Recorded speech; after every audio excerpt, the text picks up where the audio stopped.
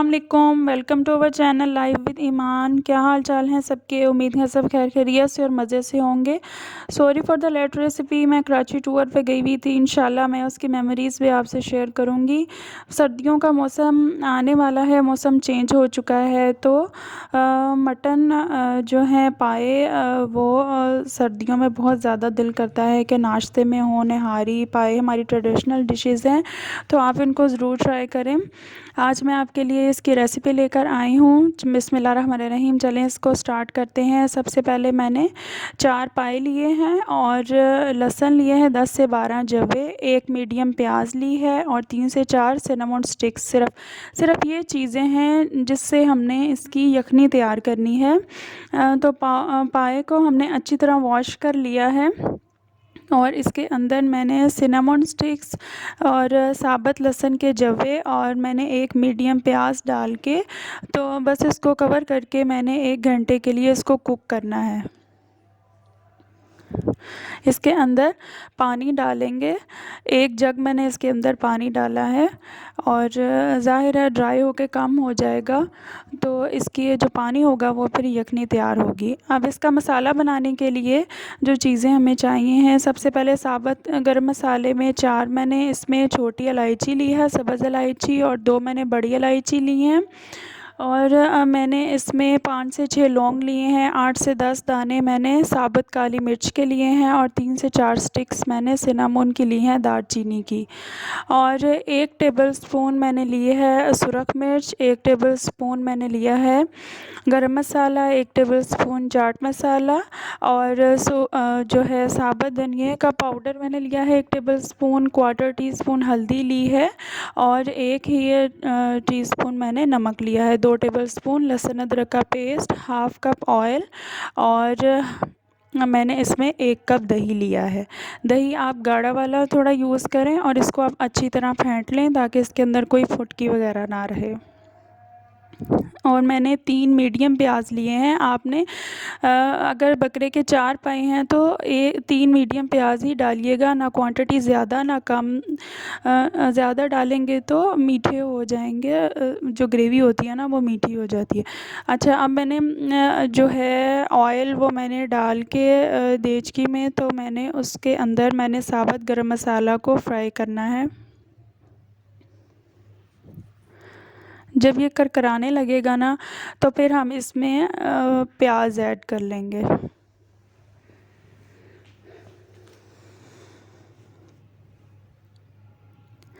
یہ مسالہ کرکرانے لگا تھا تو پھر میں نے اس کے اندر پیاز ایڈ کر دیا۔ اب ہم اس کو پیاز کو اتنا فرائی کریں گے کہ یہ گولڈن براؤن ہو جائے۔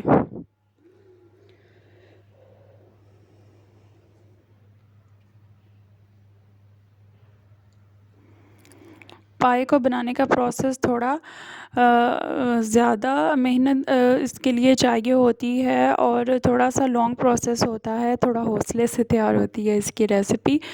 تو جتنی محنت کریں گے، وہ کہاوت ہے نا کہ جتنا گڑ ڈالیں گے اتنا میٹھا ہوگا، تو بالکل اس ریسیپی پہ وہ ٹھیک بیٹھتی ہے۔ اب یہ گولڈن براؤن ہو چکے تھے تو میں نے اس کے اندر لہسن ادرک کا پیسٹ ڈال دیا۔ اس کے پہلے اس لیے نہیں ڈالا کیونکہ پیسٹ تھا نا لہسن ادرک کا، تو وہ جلدی فرائی ہو جاتا ہے، تو جب پیاز تھوڑے سے گولڈن براؤن ہو جائیں تو آپ اس میں لہسن ادرک ڈال دیں۔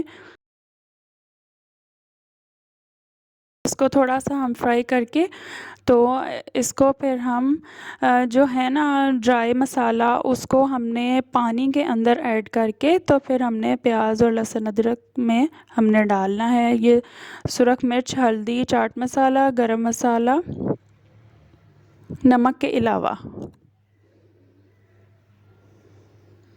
اس کو ہم پانی میں اس لیے ایڈ کر رہے ہیں تاکہ ڈائریکٹ ڈالنے سے جو ہوتی ہے نا مرچ وغیرہ یہ جل جاتی ہیں، تو اس سے جلے گی بھی نہیں اور پانی ڈرائی ہونے تک پیاز بھی اچھی طرح گل جائے گا اور مسالے بھی پانی میں اچھی طرح مکس اپ ہو جاتے ہیں، تو اس میں پیاز میں بھی اچھی طرح مکس ہو جائیں گے۔ اب یہ ہم نے اس کے اندر ڈال دیا اور اس کو اب ہم کور کر دیں گے۔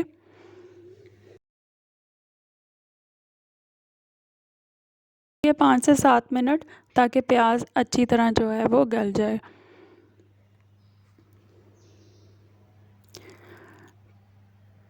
پیاز گل چکا ہے اور پانی خشک ہو چکا ہے۔ اب ہم نے اس کی بھنائی سٹارٹ کرنی ہے۔ اس کے لیے سب سے پہلے ہم نے اس میں دہی ڈالنا ہے اور دہی کا پانی پہلے ڈرائی کریں گے اور اس کو بھونتے جائیں گے۔ لو فلیم پہ آپ نے اس کو بھونتے جانا ہے۔ اتنی بھنائی اس کی کرنی ہے کہ پیاز بالکل ختم ہو جائے اس کے اندر۔ یہ تھوڑا سا جو ہے وہ محنت والا سٹیپ ہے۔ آپ نے اس کو ہلکی آنچ پہ بھونتے جانا ہے کہ مسالہ بالکل یکجان ہو جائے اور اس کے اندر کچھ بھی نظر نہ آئے، گریوی سی تیار ہو جائے۔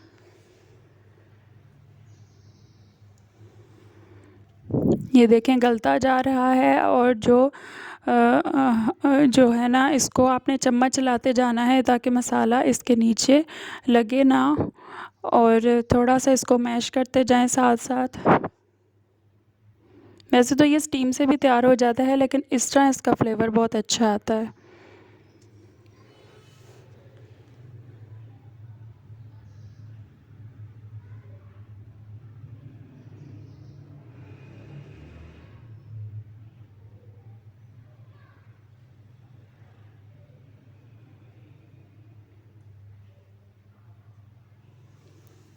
یہ پائے ہمارے گل چکے تھے،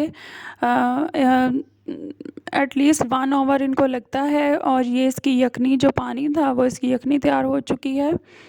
اور جو ہے ہمارا مسالہ یہ بھی ہمارا تقریباً اس کو میں نے تھوڑا سا کور بھی کیا تھا تاکہ اچھی طرح یہ فرائی ہو جائے۔ تو یہ اچھی طرح ہمارا یکجان ہو چکا ہے۔ یہ دیکھیں پیاز اب اس میں نظر نہیں آ رہی۔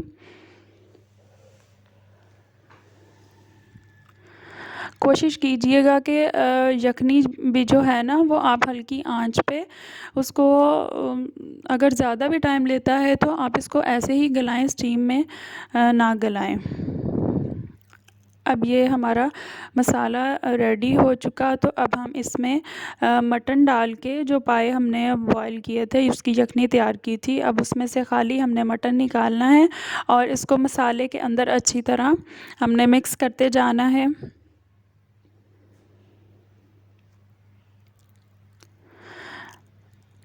ادھر اس کو ہم نے اچھی طرح مسالے کے اندر فرائی کرنا ہے تاکہ اس کی جو شان وغیرہ یا کچھ سمیل ہے نا وہ بھوننے سے ختم ہو جائے گی۔ آپ نے اس حد تک اس کو فرائی کرنا ہے، اور جب تھوڑے سے فرائی ہونے لگے، مسالہ لگنے لگے، تو آپ نے اس کو تھوڑا تھوڑا یخنی ڈال کے اس کو بھونتے جانا ہے اچھی طرح۔ جتنی اچھی طرح فرائی ہوں گے اتنا اچھا فلیور دیں گے۔ تو تھوڑی تھوڑی یخنی ڈال کے میں نے اس کو فرائی کر لیا اچھی طرح۔ تو اب ہم اس میں باقی کی یخنی ایڈ کر دیں گے،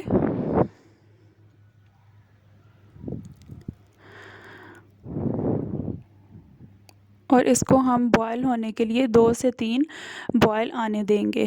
آج کی ٹپ یہ ہے کہ آپ نے جو مٹن کے پائے ہیں خالی واش سے گزارا نہیں کرنا، مطلب کہ واش کر لیا اور چلو اس کو پکا لیں گے، ایسے نہیں کرنا۔ آپ نے اس کو کم از کم آپ نے اس کو واش کر کے، تو اس کے اندر آپ نے آٹے کے ساتھ اس کو، جیسے میں نے فش کو واش کرنا سکھایا تھا ویسے ہی آپ نے اس کو اچھی طرح رب کر کر کے آٹے کے ساتھ اس کو واش کرنا ہے، اور 5 سے 10 منٹ جتنی محنت کریں گے اس کے اوپر جو بال وغیرہ ہوتا ہے نا وہ سارے اتر جائیں گے اور پھر وہ اچھی طرح کلین ہوں گے۔ اچھا، اب یہ 1-2 دفعہ بوائل آئے تھے تو میں نے پھر اس میں نمک ایڈ کیا۔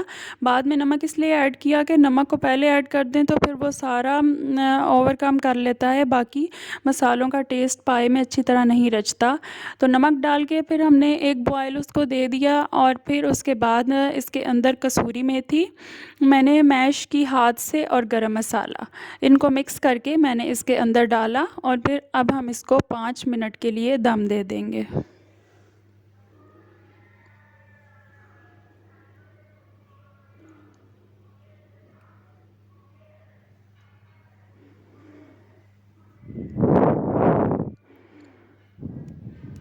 اب ہم اس کو کور کر دیں گے اور اس کو دم دیں گے 5 منٹ کے لیے۔ بہت اچھا کسوری میتھی کا بھی فلیور آتا ہے۔ اب یہ ہمارے ریڈی ہو چکے ہیں دم دینے کے بعد۔ اب ہم ان کو ڈش آؤٹ کریں گے۔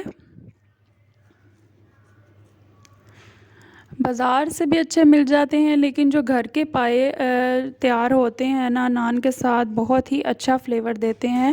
اور آپ کوشش کیجئے کہ گھر میں ہی ایسی ہیلدی ریسیپیز بچوں کو بنا کے دیں اور فیملی کو بھی بنا کے دیں۔ اب ہم اس کو گارنش کر لیں گے اس میں گرین چلیز اور ادرک کے ساتھ، اور اگر آپ چاہیں تو اس میں لیمن بھی ایڈ کر سکتے ہیں۔